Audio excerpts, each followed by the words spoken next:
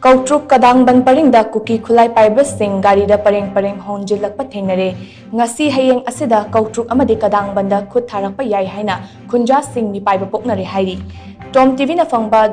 drone footage amada masing yamlaba Kuki Khutlai Paiba Shing ngasi ayok nongalamdai pung 3:30 tabada kharam bai feirom dage battle maning Koutruk amadi National Sports University mathak chingyang tabalambida Gari Pareng Pareng Honjillakpa Thengnaki Kuki Khutlai Paiba Shing adu ayambana afaba makhalgi Khutlai Pai atopa paugi source amagi matung inna Kuki Khutlai Paiba Shing adu ngarang Kangchu Polandagi laga singda dam mathak kharam baifeida numidang yarik laba matung ngasi ayuk kharam baifeidagi amu Koutruk ching tamna changsilakpani hairi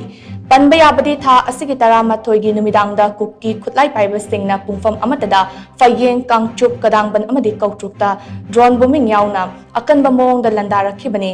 maduda khulngakpa ahum CRPF personnel ani amadi BDF ama nongmai maru amadi bom machina panbadagi asok apan nanghankibaga loinana